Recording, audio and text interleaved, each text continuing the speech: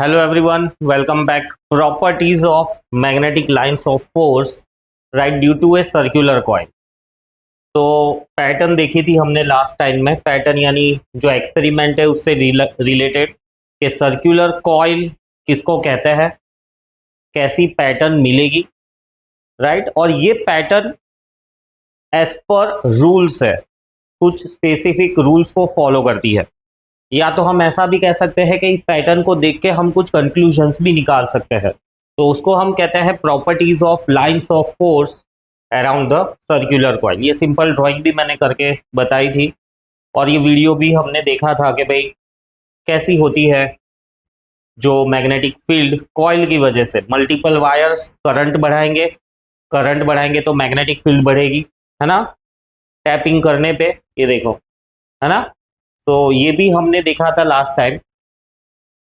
और अब है कि वो जो लाइंस ऑफ फोर्स हमें मिली सर्कुलर कॉइल की वजह से उसकी खासियतें क्या है। तो ये डायग्राम मैं यूज करता हूं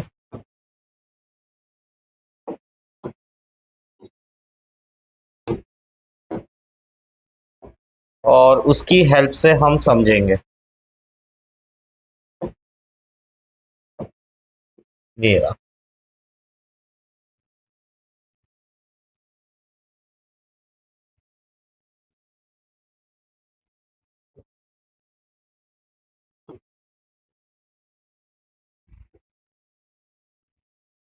पहली प्रॉपर्टी, कॉन्सेंट्रिक सर्कल्स। जो लाइंस ऑफ फोर्स है ना वो कॉन्सेंट्रिक सर्कल्स के फॉर्म में होती है, बिल्कुल हाँ, है ना, कॉन्सेंट्रिक सर्कल्स।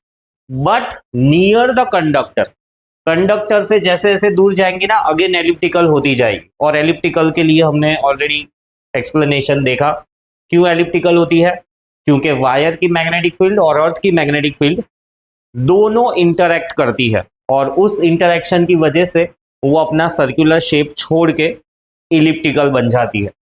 इंटरैक्ट करती है मतलब ऐसा कह सकते हो या तो दोनों मैग्नेटिक फील्ड ऐड होके स्ट्रॉन्ग मैग्नेटिक फील्ड बनाते हैं या तो दोनों मैग्नेटिक फील्ड ऐड होके राइट एक दूसरे को कैंसल आउट करते हैं। सो इंटरेक्शन का मतलब वो है, मतलब दोनों मिलके स्ट्रॉन्ग भी बना सकते हैं। जैसे ये एक मैग्नेट ले लूं मैं, उसका नॉर्थ पोल है, ये दूसरा मैग्नेट है उसका नॉर्थ पोल है। सो ऐसा रखूंगा तो मैग्नेटिक फील्ड यहाँ पे स्ट्रांग हो गई। बट अगर ऐसा रखूंगा तो नॉर्थ और साउथ एक दूसरे को कैंसल आउट करेंगे। अब यहाँ पर मैं पिन रखूंगा तो भी वो अट्रैक्ट नहीं होगी। सो इंटरेक्शन या तो अट्रैक्शन भी हो सकता है, मतलब दोनों एक दूसरे को एड अप करेंगे, या दोनों एक दूसरे को सप्रेस कर देंगे।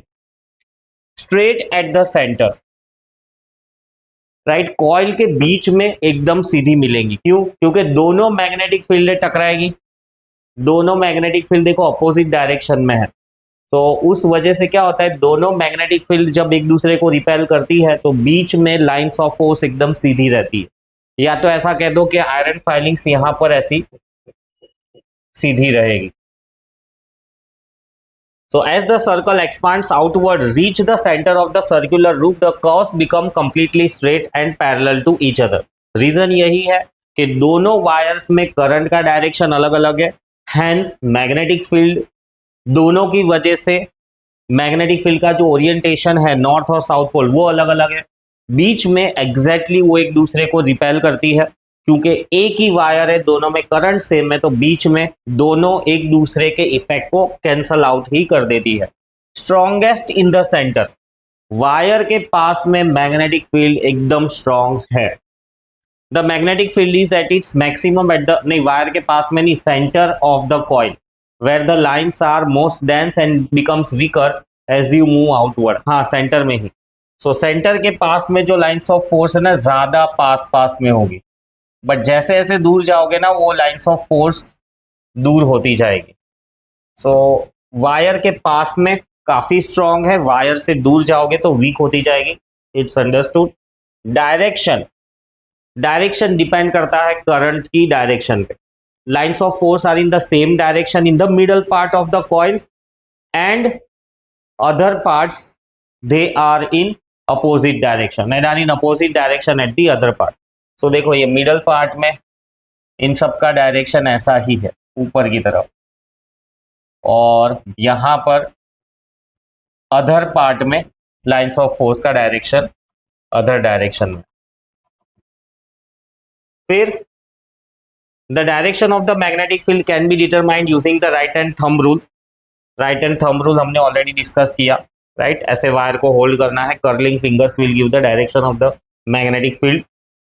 नेवर इंटरसेक्ट, ये भी एक जनरल प्रॉपर्टी है। लाइंस ऑफ फोर्स की जनरल प्रॉपर्टीज देखी हमने, तो उन्हीं जनरल प्रॉपर्टीज में से वो तो सारी एप्लीकेबल है ही, बट डिपेंडिंग अपॉन कॉन्फ़िगरेशन उसके साथ साथ कुछ और ऐड हो जाएगी, राइट। ये जनरल प्रॉपर्टीज है। फिर अगर स्ट्रेट वायर है तो उसके अलावा कुछ थोड़ी एडिशनली प्रॉपर्टीज चेंज होगी। फिर कॉइल है तो जनरल प्रॉपर्टीज तो एप्लीकेबल है ही, बट कॉइल के अरेंजमेंट की वजह से कुछ कुछ चेंज होगी। ये भी एक जनरल प्रॉपर्टी है कि दो लाइंस ऑफ फोर्स कभी भी एक दूसरे को क्रॉस नहीं करेगी, राइट, क्योंकि सेम क्रॉसिंग वाले पॉइंट पे दो दो डायरेक्शंस हो जाएंगे मैग्नेटिक फील्ड के, जो कि पॉसिबल नहीं है। इसका मतलब यही हुआ कि इस पॉइंट पे नॉर्थ भी है और साउथ भी है, तो ये कहना भी गलत है और ऐसा हो भी नहीं सकता। सो इसी वजह से लाइंस ऑफ फोर्स कभी भी एक दूसरे को कैंसल क्रॉस नहीं करती है। Lines of force are on the plane perpendicular to the coil. ये भी वर्ड मैंने पहले समझाया था कि plane perpendicular to the coil. So coil ऐसे शेप में है, प्लेन ऐसे है, यहां से वायर आ रहा है, ऐसे जा रहा है। सो कॉइल का प्लेन ये रहा और कार्डबोर्ड का प्लेन या मैग्नेटिक फील्ड का प्लेन ये वाला हाथ है, ये वाला हाथ है। सो दोनों प्लेन एक दूसरे के परपेंडिकुलर है, 90 डिग्री बना रहे एक दूसरे के साथ में। और ये भी एक जनरल पॉइंट ही है कि जो मैग्नेटिक फील्ड है वो कंडक्टर के परपेंडिकुलर प्लेन में ही होगी। इसको रट भी लो अच्छे से और समझ भी लो। फेसिंग द लूप, ये बहुत बहुत बहुत इंपॉर्टेंट है। इसके बेस पे इतने जोरदार, मतलब concept based superb questions frame होते हैं। Concept based superb questions frame होते हैं मतलब क्या कि कॉन्फ़िगरेशन को क्वेश्चन में कुछ इस तरह से देते हैं ना कि आइडेंटिफाई करना नॉर्थ पोल साउथ पोल ये चैलेंजिंग हो जाता है। सो उस चैलेंज को सिंपल बनाने के लिए ये पॉइंट बहुत ध्यान से समझो। फेसिंग द लूप, इस वर्ड्स का मतलब क्या है? मतलब ये है कि मुझे ये लूप कैसा दिख रहा है। जैसे मैंने यहां पर एक लूप ड्रॉ किया, राइट, तो कैसा है ये लूप?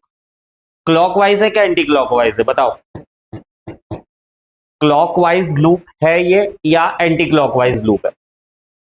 एरो तो दिया ही नहीं है मैंने, है ना, करंट का डायरेक्शन तो दिया ही नहीं है, तो कैसे पता चलेगा क्लॉकवाइज है कि एंटी क्लॉकवाइज है? चलो मैं करंट का डायरेक्शन दे देता हूं। अब मुझे ये क्लॉकवाइज दिख रहा है, यानी ये क्लॉकवाइज लूप है। अब तुम्हें ऐसा नहीं सोचना है कि भाई उसको कैसा दिख रहा होगा, या जैसे सपोज ऐसी कुछ ड्राइंग दी हुई है, ये इसको हम सोलेनॉइड कहते हैं, ये जो ड्राइंग कर रहे हैं हम,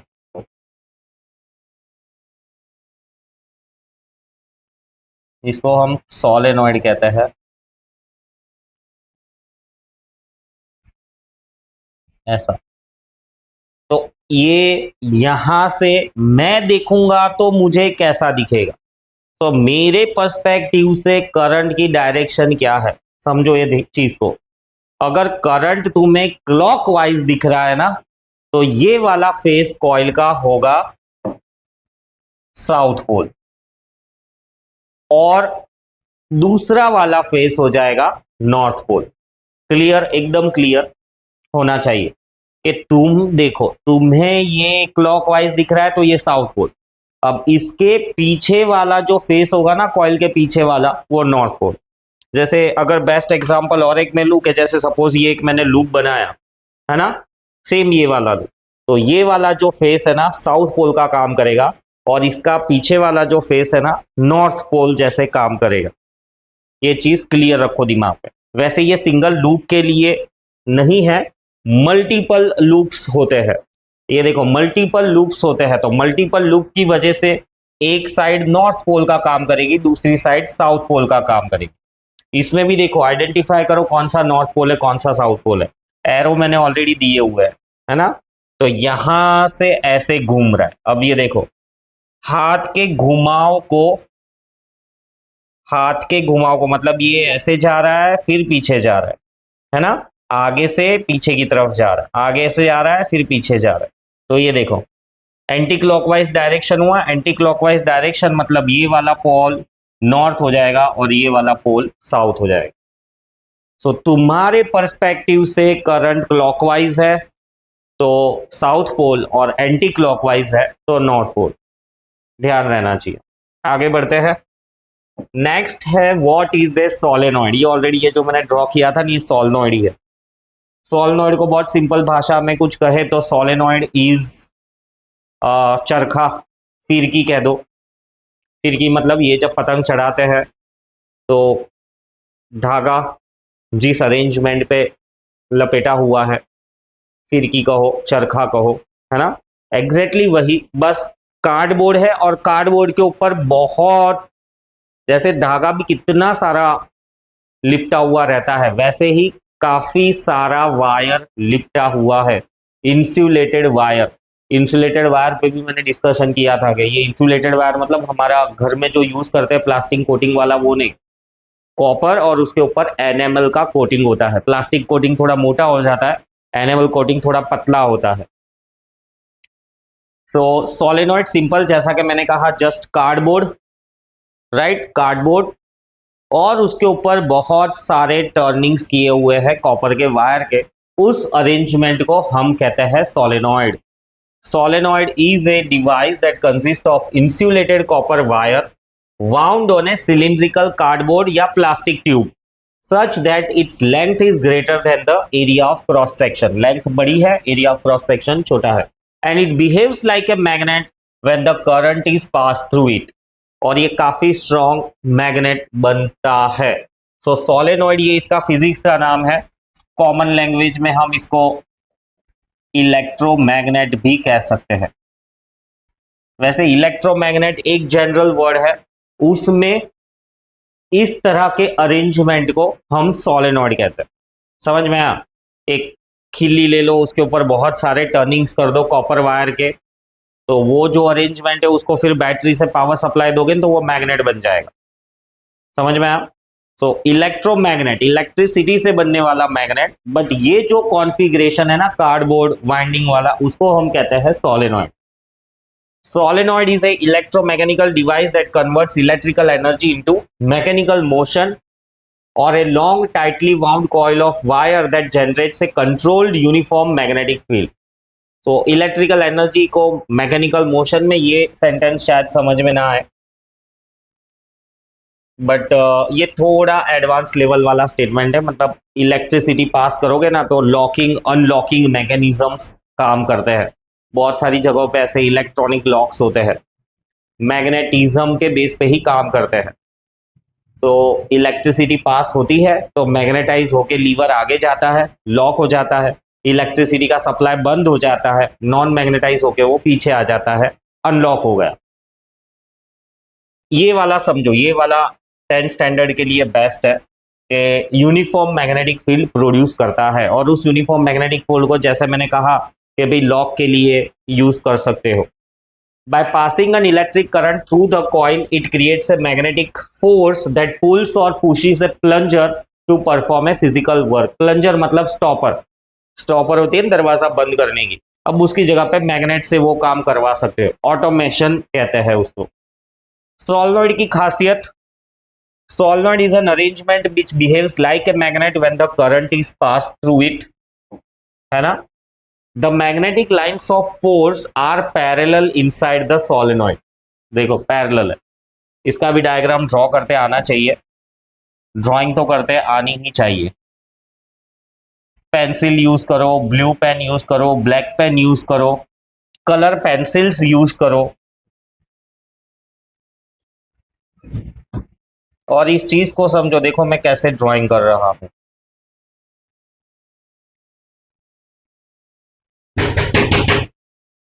देखो ये मैं जैसे ड्राइंग कर रहा हूं। सो ये क्या है, ये ड्राइंग क्लियरली बता रही है कि वाइंडिंग एक स्पेसिफिक डायरेक्शन में है, यूनिफॉर्म है, और फिर ऐसे वायर बाहर आ जाता है ना। देखो ऐसे ऐसे घुमाया हुआ है, ये अगर सोलेनोइड का कार्डबोर्ड है या प्लास्टिक ट्यूब है तो ऐसे घुमाया हुआ है, यानी ये कौन सा हो गया, anti clockwise direction. Anti clockwise direction यानी कौन सा पोल होगा, नॉर्थ पोल, और दूसरा साइड बाय डिफॉल्ट साउथ पोल।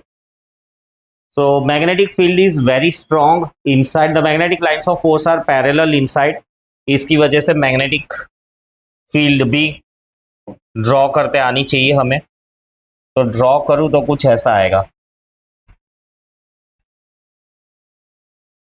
ये inside they are parallel, outside they expand. General properties याद करो, बहुत ज्यादा लाइंस ऑफ फोर्स ड्रॉ नहीं करनी है, थोड़ी बहुत कर दोगे तो भी चलेगा। So inside the solenoid south to north जाएगी लाइंस ऑफ फोर्स, और outside the solenoid north to south जाएगी। ड्राइंग ऑलरेडी इधर दिखाया हुआ है, बट जैसा कि मैंने कहा तुम्हें भी ड्राइंग करते हुए आना चाहिए, एरोज वगैरह कंपलसरी है। So magnetic field is very strong inside. इस कार्डबोर्ड के अंदर कुछ रखोगे ना तो जबरदस्त अट्रैक्शन वो फेरोमैग्नेटिक मटेरियल फील करेगा। अगर तुम्हें मैग्नेट बनाना भी है, लेट से ये लोहे का पीस है, मैग्नेट बनाना है, तो इसके अंदर रख दो, थोड़ी देर के बाद 2-5 मिनट के बाद ये मैग्नेटाइज हो गया होगा। The magnetic field is weak on the lateral side, यहां कहीं पे साइड के बाजू में तुम्हें मैग्नेटिक फील्ड इतनी स्ट्रॉन्ग नहीं मिलेगी। सो ये कुछ खासियतें हैं सोलेनॉइड की। आगे बढ़ते हैं। सोलेनॉइड का एप्लीकेशन क्या है, तो ऑलरेडी यहाँ पर देखा एक सेंटेंस के भाई सोलेनॉइड क्या करता है, एक तो इलेक्ट्रिकल एनर्जी को मैकेनिकल मोशन में कन्वर्ट करता है, दूसरा ऐसा भी कह सकते हो कि इलेक्ट्रिकल एनर्जी को मैग्नेटिक एनर्जी में कन्वर्ट करता है, और उस मैग्नेटिक एनर्जी को यूज करके हम मैकेनिकल मोशन प्रोड्यूस करवा सकते हैं। समझ में आया, electrical energy to mechanical energy, ये एक बात है। दूसरी बात electrical energy to magnetic energy to mechanical energy. So solenoid is an electromechanical device, बिजली से चलने वाला और मैकेनिकल काम करने वाला। मोटर होती है ना, वो भी इलेक्ट्रोमैकेनिकल है, बिजली देते हैं तो मैकेनिकल वर्क स्टार्ट कर देती है। Converts electrical energy into mechanical work, वही सेंटेंस है फिर से। वाल्व्स में यूज होते हैं, ये ऑटोमेटिक वाल्व्स ऐसे इंडस्ट्रीज में यूज होते हैं गैस का सप्लाई ऑन करने के लिए, राइट, मे बी फ्यूल का सप्लाई ऑन करने के लिए। बार बार जाके इंसान नल को खोल बंद तो नहीं कर सकता, तो इंडस्ट्रीज में ऐसे ऑटोमेटिक स्विचेस कह दो, ऑटोमेटिक टैप कह दो, वो सब इसी, ये जो अरेंजमेंट है ना, ये और कुछ नहीं सोलेनॉइड ही है, बस ऐसा मान लो। So whilst fluid, gas, water, airflow used as automatic on-off switch to control the flow of water, washing machine में यूज होता है ना, आवाज आती है जब पानी शुरू होता है टक करके, तो वो क्या होता है, सोलेनॉइड ही मैग्नेटाइज होता है। जब डीमैग्नेटाइज होता है तब फिर से टक करके आवाज आती है। आरओ वाटर्स में यूज होता है, पानी भर चुका है ऑटोमेटिक बंद हो जाता है, सोलेनॉइड यूज होता है। कार्स वगैरह में यूज होता है, फ्यूल इंजेक्शन में, right, control fluid pressure, flow rate.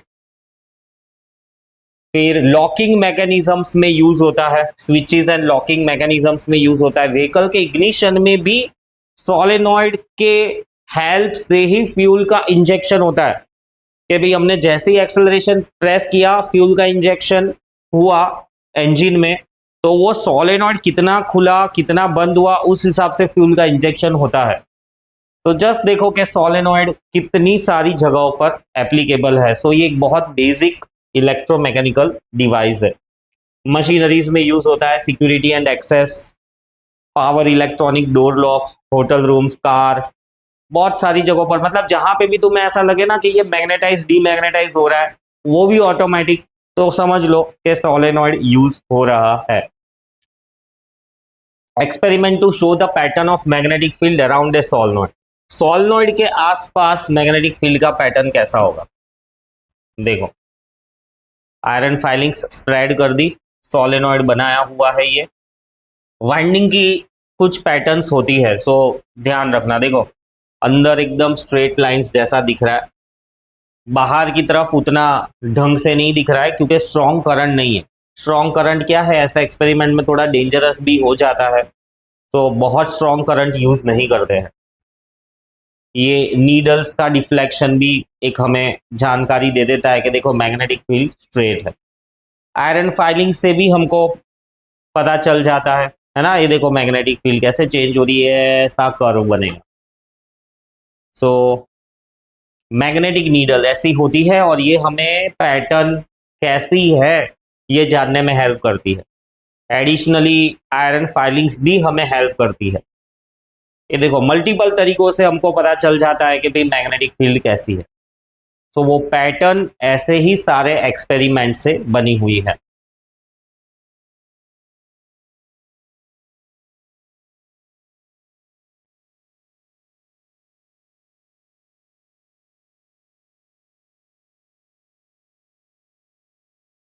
ठीक है, अब ये जो पैटर्न है उसको देखकर कुछ conclusions. Draw the pattern of magnetic field due to solenoid. Already मैंने यहाँ पे ड्रॉ करके बताई। सो ड्राइंग करते आनी चाहिए तुमको, है ना। इसको भी उधर ले लेते हैं so that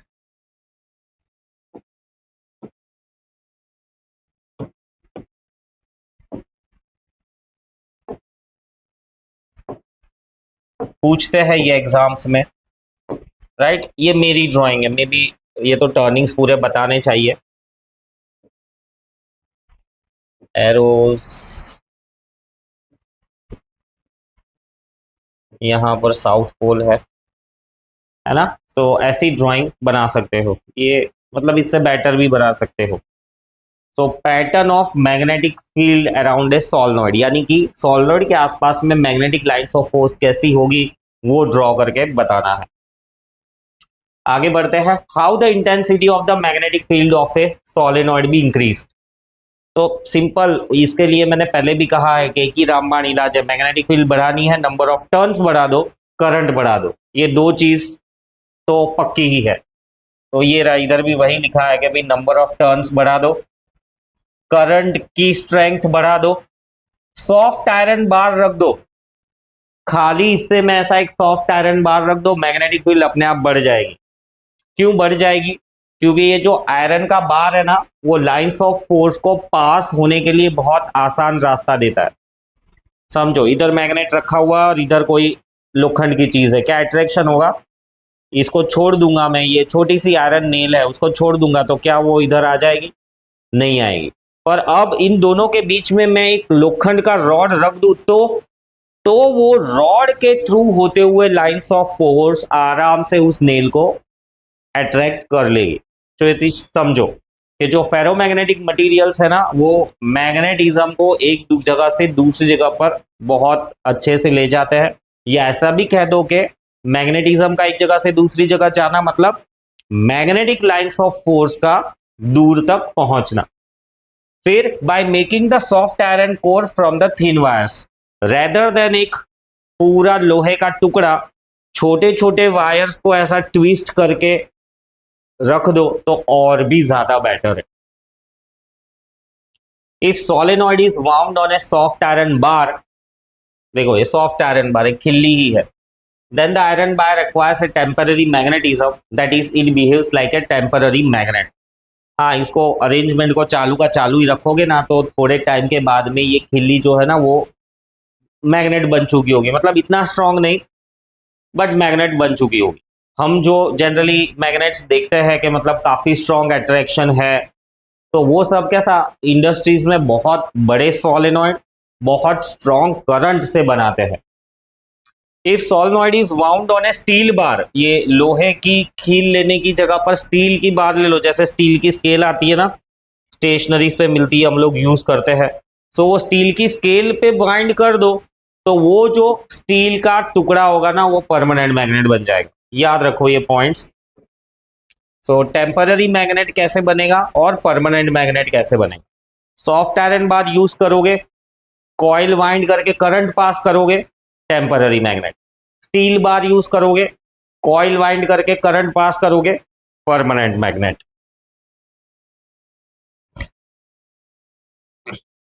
So how to make a temporary magnet? How to make temporary magnet and how to make permanent magnet.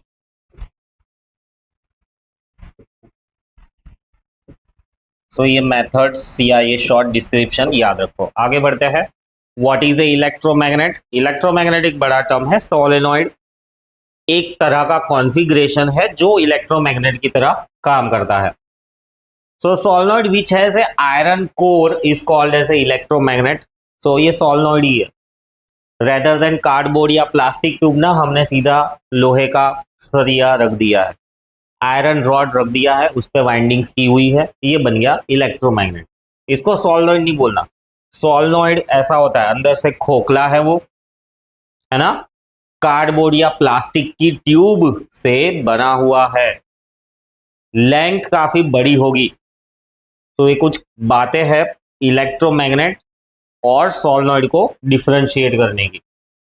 When the electric current is switched on, the solenoid behaves as a magnet, and when the current is switched off, the magnetism of the solenoid disappears. If the solenoid is wound on a soft iron bar, then the soft iron bar becomes a temporary magnet, permanent magnet. ये भी तो हमने किया। फिर how to increase the magnetic field, again वही बातें, current को increase कर दो, राइट। और दूसरा मल्टीपल टर्न्स मारो।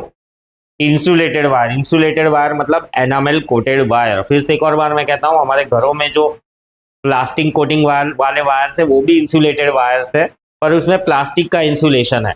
अब हमको यहाँ पर प्लास्टिक इंसुलेटेड वाला नहीं, एनेमल की कोटिंग, एनेमल यानी कह दो ऐसा कि ट्रांसपेरेंट पेंट जैसा होता है, तो एकदम पतला कोटिंग होता है, ऐसे कोटिंग वाला चाहिए। मैग्नेटिक इंटेंसिटी और magnetic field strength denoted by H, right. हाँ, ये मैग्नेटिज्म से रिलेटेड मैंने स्टार्टिंग में भी बताया था कि बी एच, ये दो टर्मिनोलॉजीज कह दो या फिजिकल क्वांटिटीज कह दो, मैग्नेटिक फील्ड से जुड़ी हुई है। तो मैग्नेटिक फील्ड ये तो एक वर्ड हो गया, ये कोई फिजिकल क्वांटिटी नहीं है। मैग्नेटिज्म से जुड़ी हुई 3-4 फिजिकल क्वांटिटीज है, जिसमें से मैंने कहा था कि ये दो याद रखो। एक तो एच जिसको हम कहते हैं मैग्नेटिक इंटेंसिटी, और दूसरी है बी जिसको हम कहते हैं मैग्नेटिक इंडक्शन। सो अगर मैं मैग्नेट हूं, राइट, तो मेरी मैग्नेटिक इंटेंसिटी है, और मैं मैग्नेट हूं तो ये पास में रखा हुआ जो लोहे का पीस है, आयरन पीस है, इसको क्या इफेक्ट आ रहा है मेरी वजह से, तो वो होगा बी। समझ में आया? जो मेरा एच है और जो आयरन का मटेरियल है उसके लिए वो बी होगा। तो ये दो टर्म्स मैंने ऑलरेडी समझाए हुए, ज़्यादा फिर से उस पर नहीं डिस्कशन में ले रहा, बट याद रखना यहाँ पर भी वही है।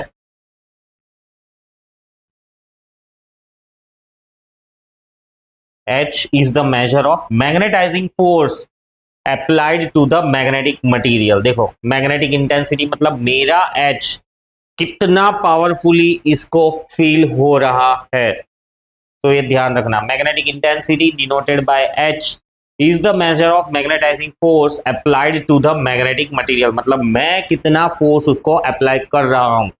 अब उस तक मेरी कितना फोर्स के बेसिस पे मैग्नेटिक फील्ड कितनी पहुंच रही है उस तक, उसको हम कहेंगे बी। ये हर क्लासेस में और डिटेल में डिस्कस किया हुआ है, बट थोड़ा इंट्रोडक्टरी याद रखो। Difference between electromagnet, permanent magnet बचपन से पढ़ते आ रहे हो, ज़्यादा मैं डिस्कस नहीं कर रहा इन चीज़ों पे। रीड करो, खुद के लिए समझ लो, राइट।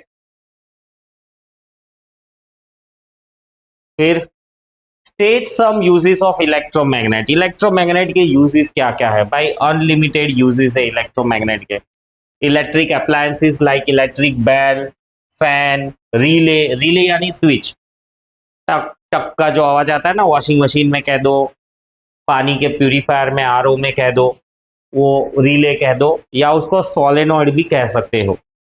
थोड़े थोड़े डिफरेंसेस है, सोलेनॉइड कहो, रिले कहो उसमें, बट ठीक है।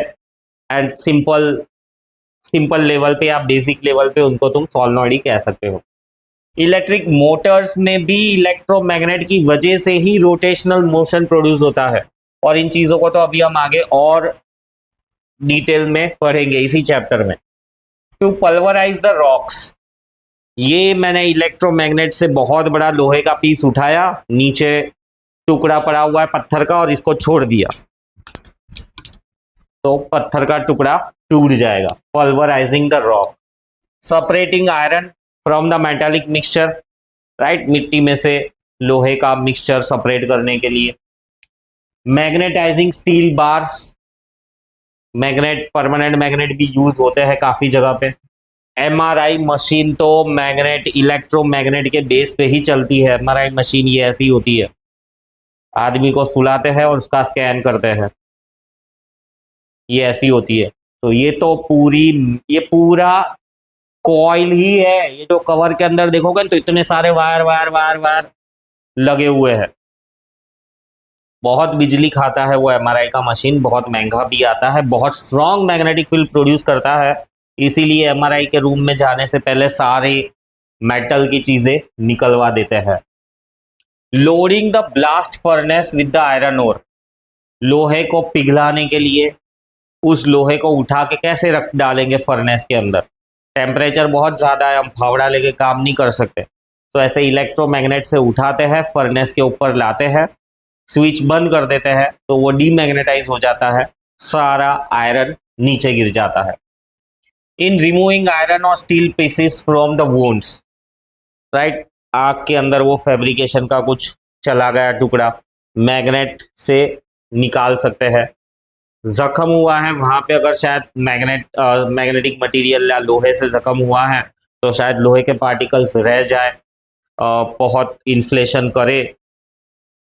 इन्फ्लेमेशन करे, सूजन या सड़ा करे, तो मैग्नेट को रख के हम निकाल सकते हैं। हम नहीं निकाल सकते, मतलब वो मेडिकल स्पेशलिस्ट वो सब काम करते हैं। तो ऐसे सब है इलेक्ट्रोमैग्नेट के यूजेस। यहाँ से एक नया टॉपिक शुरू होता है, तो इस चीज़ को हम नेक्स्ट लेक्चर में डिस्कस करेंगे। तब तक ये जो पढ़ाया है अच्छे से पढ़ो, रिवाइज करो, रीड करो। सी यू, बाय बाय।